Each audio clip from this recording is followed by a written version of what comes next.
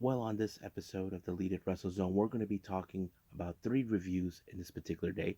We have, of course, the latest New Blood 6 featuring certain talent from Stardom and other promotions, those who only have 3 years of experience.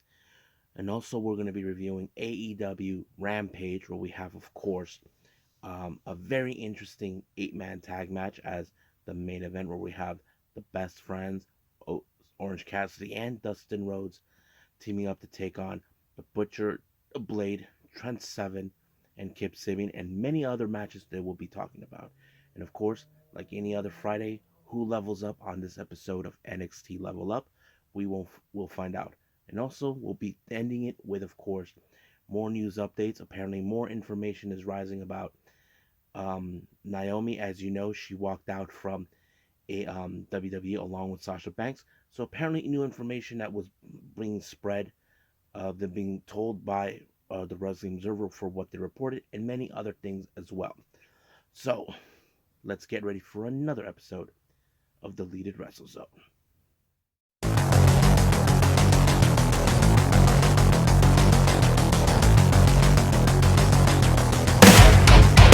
Are you ready? Get up, get up! Get up, get up! Get up, get up! Get up, get up! Get up, get up! Get up, get up!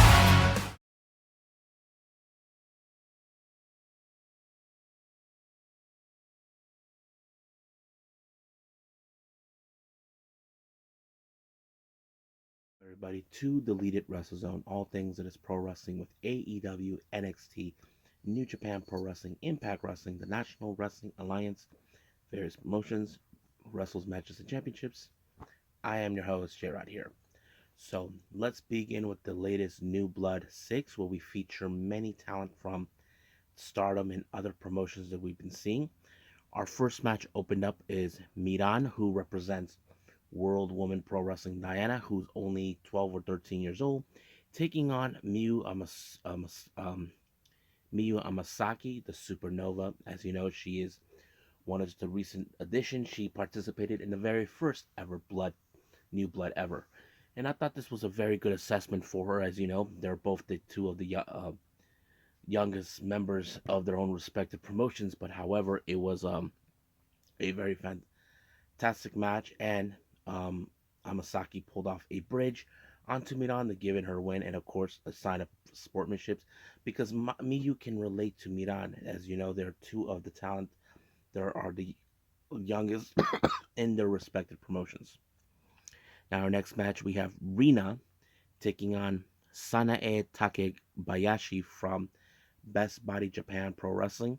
This is the first encounter, but however, much like everything, Sanae was trying to show off her body like she wants to, but someone had to ruin the party, and that is Rina. Sanae, she was very impressive. I'm still trying to get used to her, but however, Rina, she is the loudmouth wild child who doesn't give a damn. She feels like the world revolves about her, and that's exactly how she plays out her character. But it was the gory bomb that sealed the deal to pick up the win. Now, our next match, this is a very interesting one. We have a six-man tag match. Six-person tag match. We have star members, their younger ones. We have Momokogo, Hanan, and Saida taking on God's Eye with Nanami, Tomoka Inaba, and Mirai. Now, this is Nanami's first match as a member of God's Eye. Now, she has teamed up with Tomoka and Mirai on the last New Blood, but she wasn't a member until she offered herself to join, and of course, Sudi gladly accepted her due to the fact that she's 16 years old, and she was very impressive to her. And I thought it was a pretty good one. I think Nanami played her role very well as a member of God's Eye. But however, it was, of course, Mirai impressive as always, where she put away Momo Kogo with the mirror mare, and Momo had no other choice but to tap out, and God's Eye took the win. Now, our next match, we have a very interesting one. We have the rivalry continues on. Wakasiyama teams up with the leader of Cosmic Angels, to take on Ram Kaicho and Maika Ozaki. Now, this is the fourth time that Waka faces her, but none of the matches were successful as always. But um, I have to say they did pretty well in this match. But however, Mayuhiki interfered, tried to get in the face of the ref. That gave Ram Kaicho enough to pull off the ectoplasma, which blinded them. But however, it was the backbreaker by Maika Ozaki that forced Waka to tap out. But in the post match, this is where a lot of things have become interesting. A lot of fans are now talking about this all over Twitter, all over social media. Ram Kaicho is saying that, um, that this is all Tam Nakano's fault for having someone like Waka by her side, but Waka doesn't see it that way. She feels like it's not Tam Nakano's fault, but she was willing to admit that she's weak.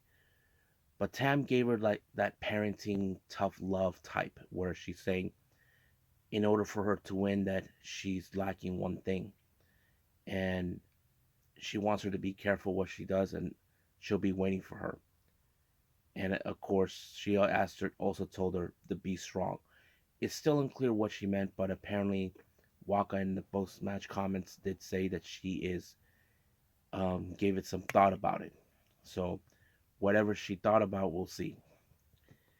Now our next match, this was well before we get to our next match, this was interesting, huge news that was announced by Stardom. Let me pull it up for all of you. I have it saved up here.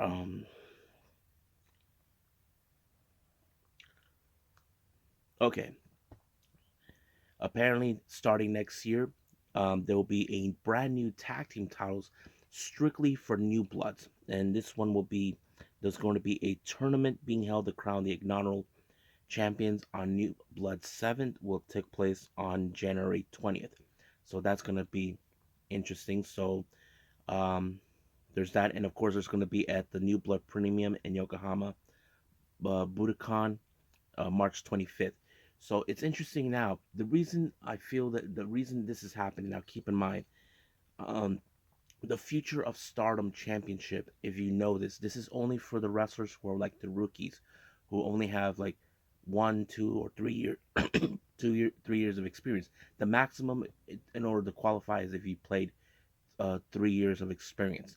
And Hana made the choice that why not defend the title, the future belt on New Blood, since it's based on that.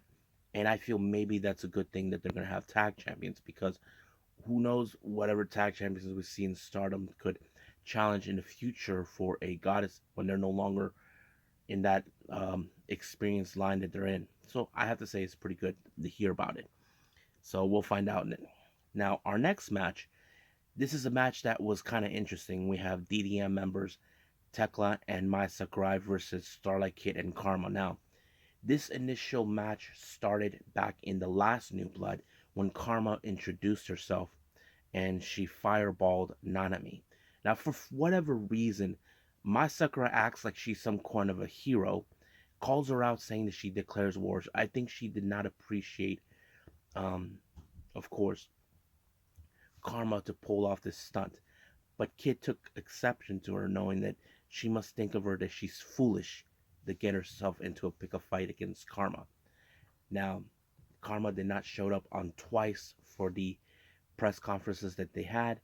Um, who knows why? Mai Sakurai wants. I can tell she wants to say things to her face. Like I said, I feel like Sakurai acts like she thinks she's some kind of hero, but Karma is someone you don't want to mess with. In the entire match, that's exactly what was going on. But here's how this thing ended. Once again, Karma pulled off the fireball on Mai Sakurai, but then fireball the ref. The referee called this match saying by disqualification. The match goes to Sakurai and Tekla, but however, I don't think this is the kind of victory that Mai Sakurai wants. She always says, I'm going to crush you. Well, I feel like this time it did not happen. Apparently, Karma taught her a lesson. Do not mess with her. But she did state it on her Twitter page that the next time they confront each other, it's going to be in a singles match. And I wouldn't be surprised if it's a New Blood 7. Now, our next match, this one's called The Passion of Injection. Now, ever since Naname Takahashi, the first ever red belt champion, reappeared again with members of the Neo Stardom Army, she feels not anger but more disappointment with the current roster of Stardom, knowing that they're not the same like they were back in the day. There's a lack of passion and all that. Her opponent is none other than Lady C, who if you remember, she came across her during the what was it, at Midsummer Champions back in July, and Lady C teamed up with Saya Kamitani to deal with her and Kyrie. But Lady C mentioned that, of course, there were certain things that Naname Takahashi said things to her, and I think she must have taken that to heart.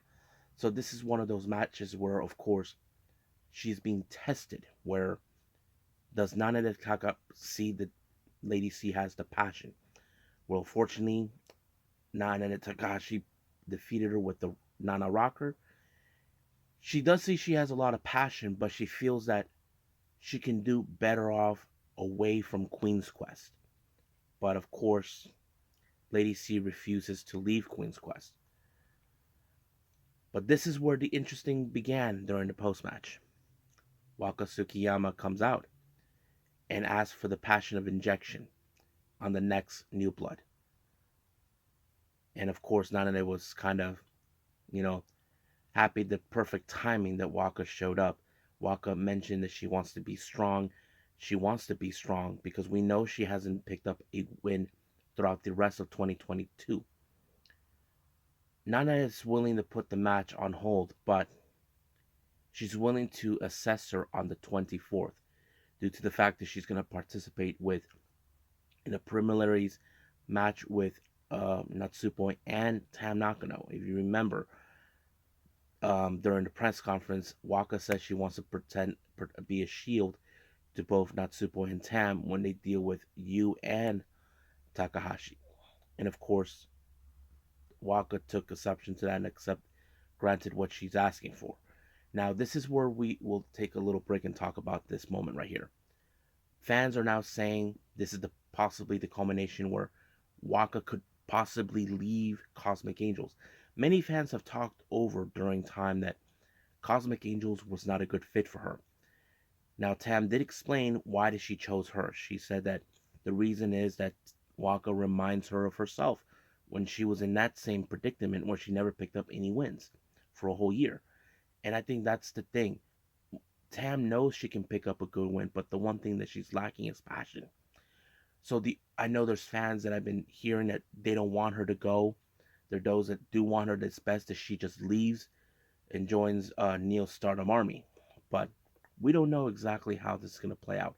But somebody did tweeted this saying, what if Waka wins the Rumble match that's taking place on the 29th on Ryogoku? That is the possibility, but we won't know anything until we get to that day. So we'll put a pin on that and we'll move forward. Now let's go to the final match, the main event. This is for the Future of Stardom belt. This is the first title defense by Ami Sourei. She's being challenged by the former champion, Ruaka. If you remember, Ruaka won that belt from Unagi last year, but in about a year ago, I think in Queensdom, Hana defeated her. And of course, Hana is currently the one person who holds the biggest record, 9 wins, 9 defense records. So Ami has a lot of work to do. But this is going to be a perfect test for her to take on someone bigger.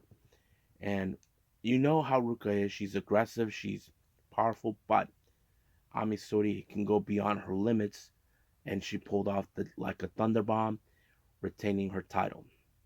Now she was doing a little promo until Mai Sakurai showed up and put herself as the next challenger for the for the future belt. Now this is going to be the second time that Mai Sakurai has challenged for that belt. First time it was against Hana, but she lost. Do I think that Ami Sourei is going to lose the title. No, I feel like she's going to still remain the champion no matter what because, as I said, Hanan holds the most defense records, 9 defenses. So she already did one. Now she has like maybe 8 more to go. But if she surpassed her, she holds the most records. So that's what I think is going to happen. But we will find out and see. And I think that's pretty much it what we have for New Blood. Um, as we speak, we should be starting with the new Stardom shows. Probably won't be seeing those until they're out the next week. And I think that's pretty much it. So let's move on with AEW Rampage.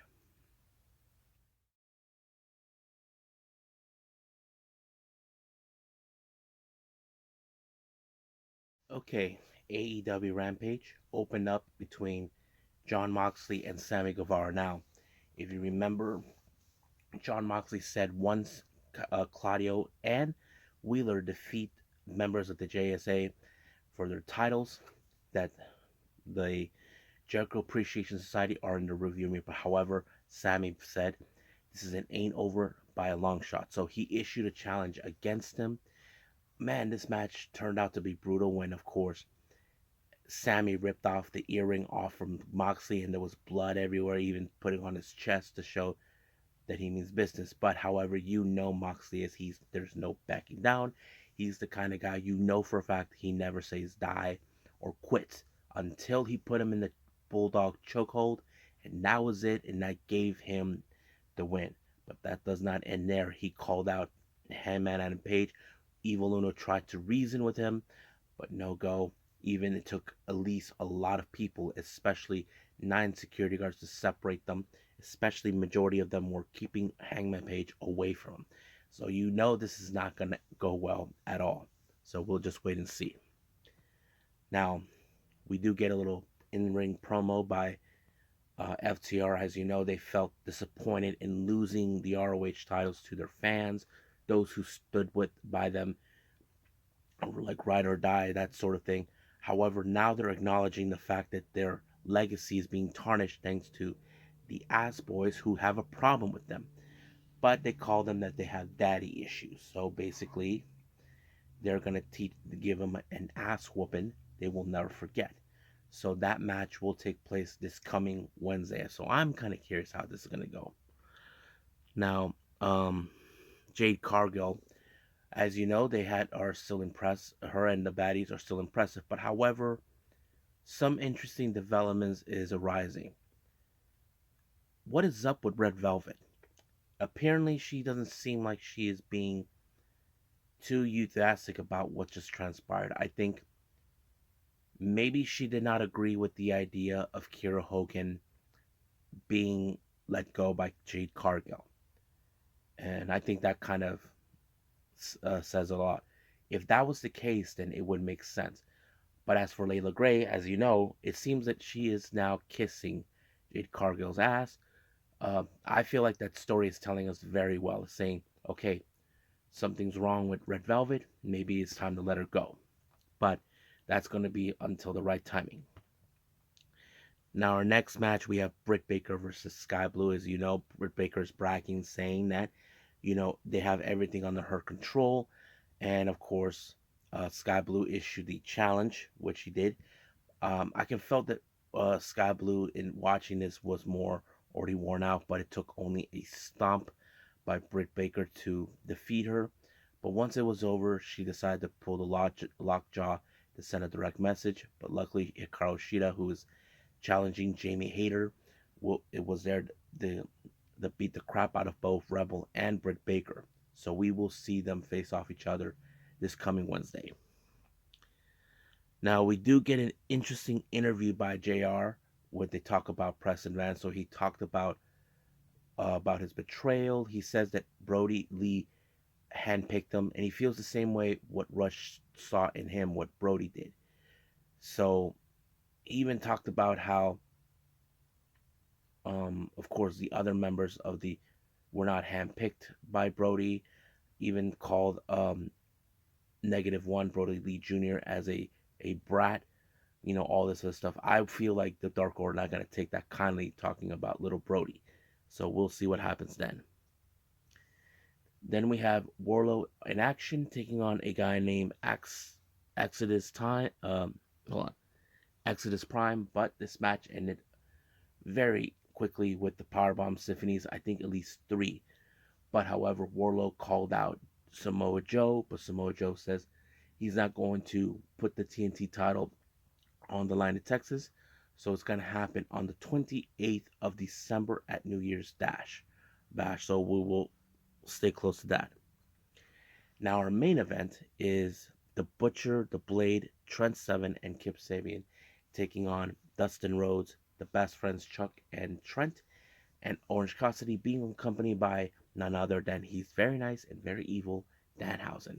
I thought this match was pretty fun and interesting, but at some point we did saw, of course, Penelope and the bunny show up and trying to get in the way. However, I think the best moment happened is when the bunny showed up. We know what she was gonna do, but of course, as we people like to call this maneuver, what Orange Cassidy pulled, he pulled an Eddie. So he pretended that he got hit in the nuts. Uh, the bunny was trying to plead her case to Bryce Rinsberg, tell him, no, I didn't do that. And of course, here comes Penelope Ford. And then Danhausen did the same thing too. So that sort of thing kind of was very funny. But it took a bolt, but it was, of course, Dustin Rhodes who won the match when he applied the Bulldog onto Trent Seven, giving them the win. I thought it was a very impressive match, not to mention they're in Texas. The Dusty Rhodes is a hometown, but it was real nice. So let's move on with our final review, and I believe that is NXT Level Up.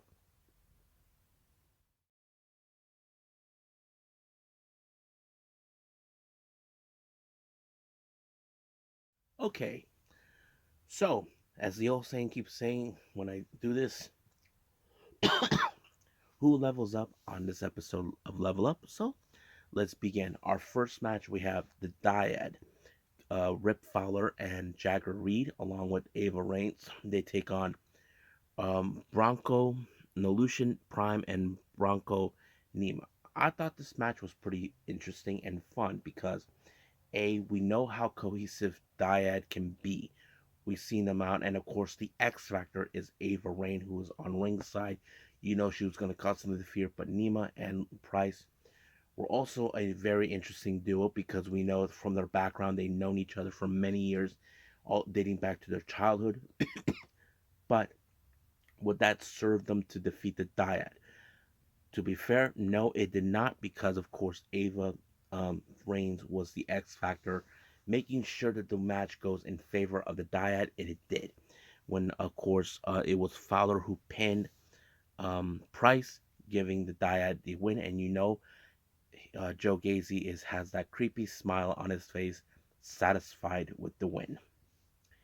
Now we do get a very interesting interview with Kelly Kincaid, where she interviews the so-called big body Javi and Zion Quinn, who claims he's the X Factor. So basically, that kind of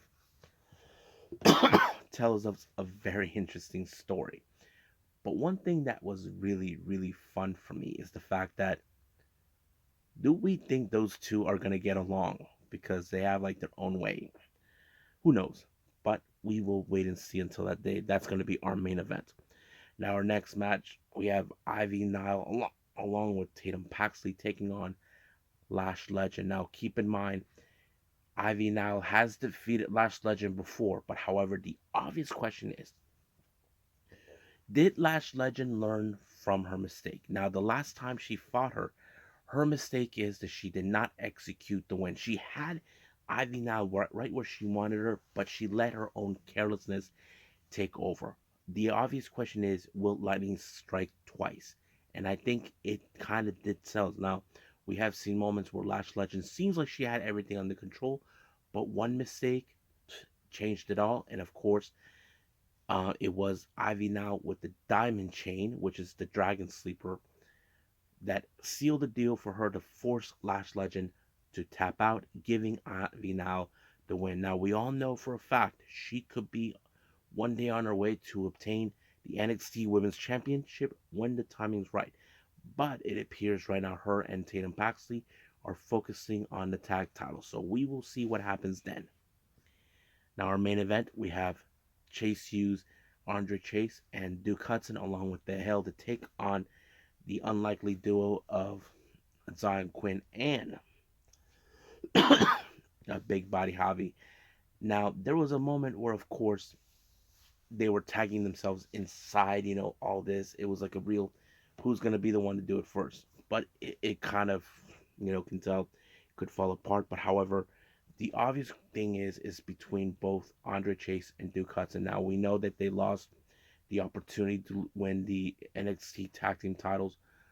Now, we know they can grow. All they need to do is figure out the rhythm, even though Duke Hudson has to go through the match without cheating and he has to pull it off.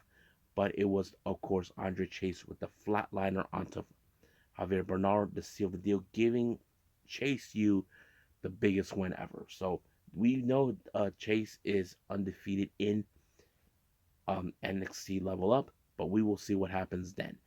So I think that's pretty much it for our reviews. Let's move on to our final thing, news updates.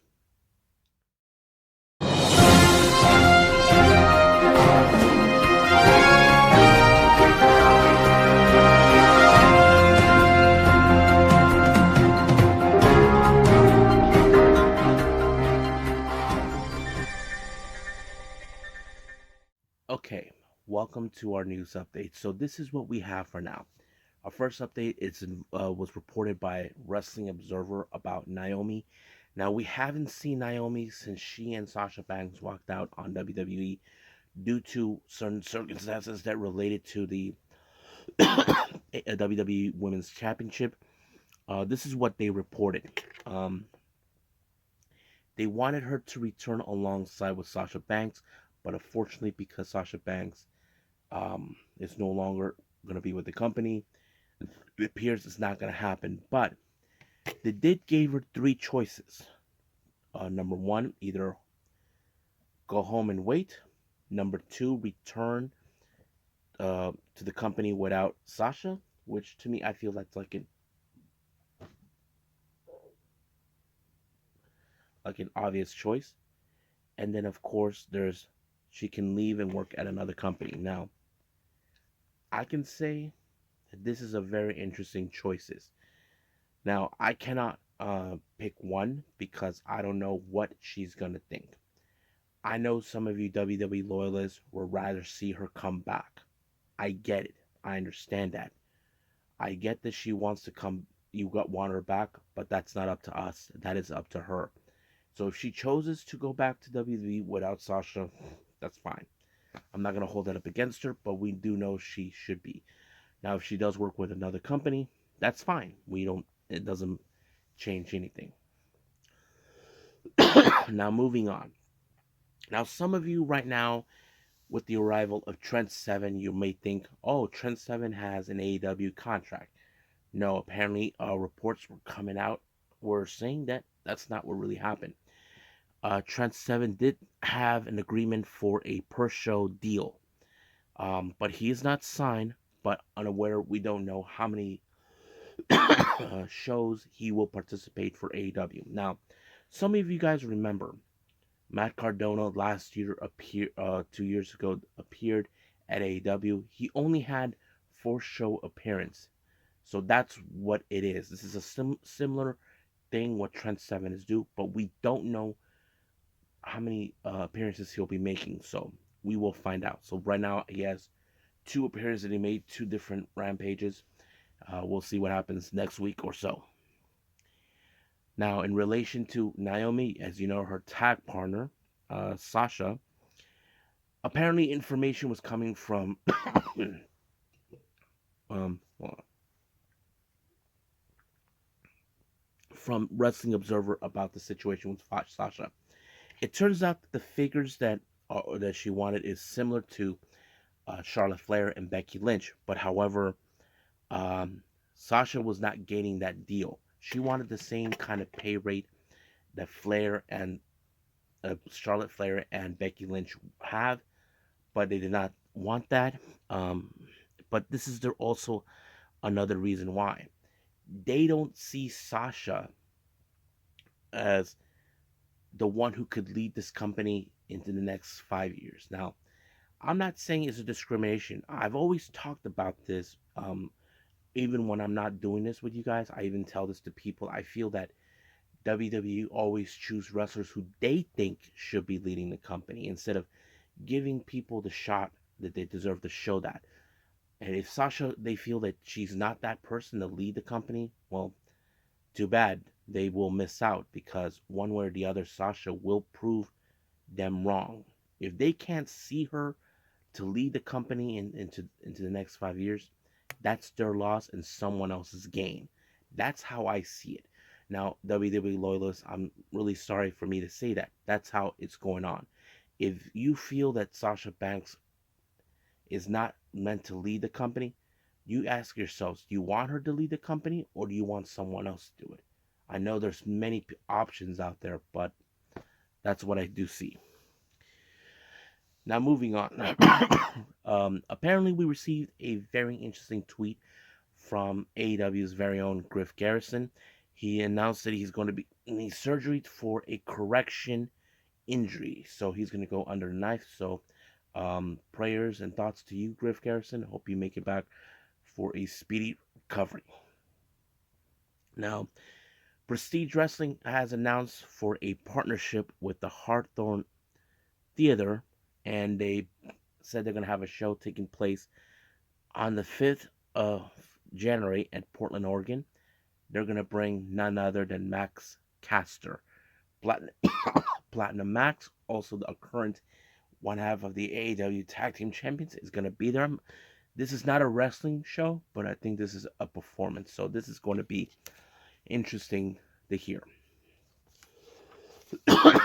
Now, Wrestling Pro has announced something very interesting for their upcoming Violence Teen Day on the 11th of February. As you know, the AEW's latest acquisition, Action Andretti, will be in action in WrestlePro in 2 months, and his opponent is a guy named Matt McIntosh. So WrestlePro are proud of him, and they're welcoming to give him another good match.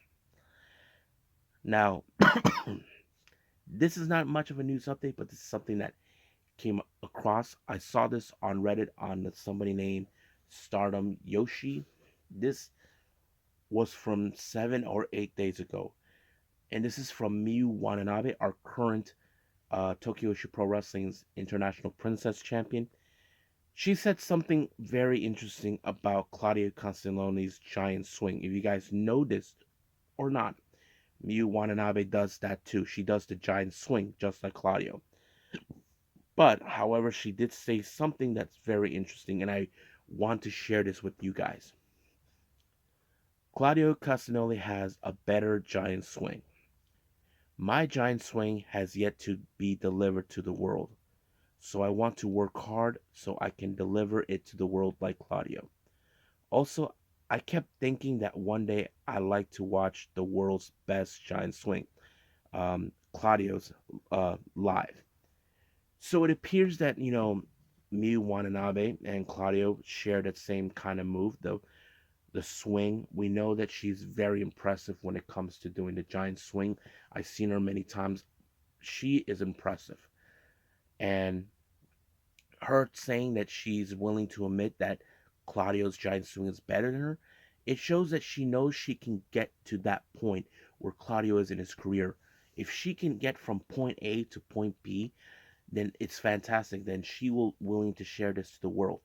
But one thing that came to thought for me, I wouldn't be surprised if Miu Watanabe meets Claudio. Is AEW does have a somewhat working relationship with um, Tokyo Pro Wrestling. They did brought Maki Ito and Miyu Yamashita.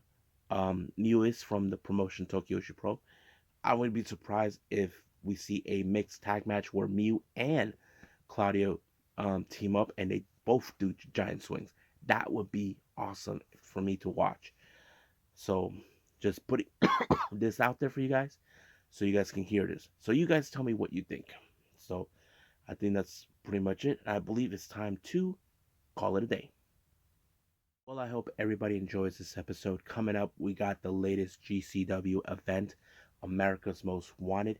Now, just a warning, if you guys been following me, apparently Hijo de Vikingo will be involved in this particular event, but will not be streamed due to the request by AAA. But we do have, of course, the title match between Nick Gage putting his title on the line against Tony Deppen, the biggest a-hole in GCW, but hopefully he doesn't win that match. And of course, we got the latest Choco Pro show and NWA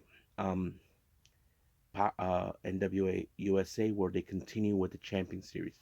And then, of course, new information on the development of Unagi Sayaka. We'll be talking more on her Pro Wrestling 01 match. And apparently, I found out she had a tag match and she had a very interesting tag partner that I talked about. And I will be talking about that on the next episode. So I'll see you guys on the next DWZ time. Same DWZ channel. I must bid all of you adieu. So, goodbye. And have a nice day. Bang.